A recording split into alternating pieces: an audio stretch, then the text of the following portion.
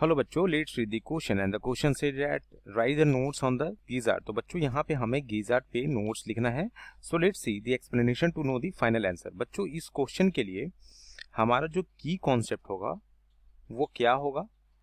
सो इस क्वेश्चन का जो हमारा की कॉन्सेप्ट होगा वो होगा gizzard of cockroach. Gizzard of cockroach.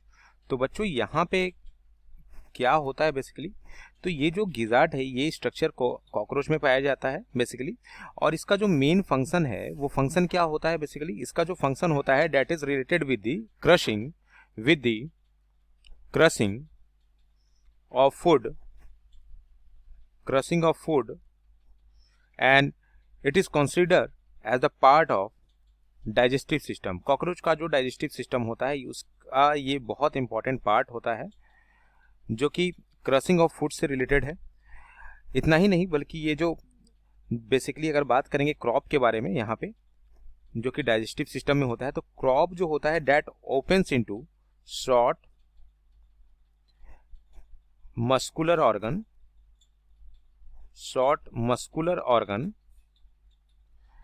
And we can say, और गिजार्ड जो होता है इसको हम लोग प्रोवेंट्रिकुलस के नाम से भी जानते हैं। और it is present in the number of animals. जैसे कि हम बात कर लेते हैं बर्ड्स के केस में, तो बर्ड्स में भी ये प्रेजेंट होता है। सिर्फ आप कॉकरोच के लिए ही नहीं बोल सकते हैं बल्कि ये बर्ड्स में भी प्रेजेंट हो सकता है, अर्थवॉर्म में भी प्रेजेंट होता है, और जितने भी वर्टिब्रेट्स के ग्रुप जो होते हैं वहां पर आपको ये गिजार्ड्स देखने को मिलता है। इतना ही नहीं, अगर बात करते हैं हम इसके और भी थोड़ा सा इसके बारे में, तो ये जो होता है इसमें यहाँ पे आपको 6 क्यूटिकुलर टीथ जो होता है वो देखने को मिलता है। यहाँ पे क्या 6 क्यूटिकुलर टीथ जो कि फूड को क्या करता है, फूड को क्रश करने के काम में आता है।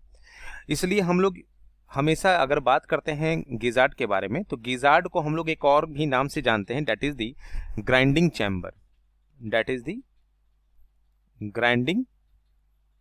Chamber. So this is the complete explanation to this question. Hope you understood it well. Best of luck.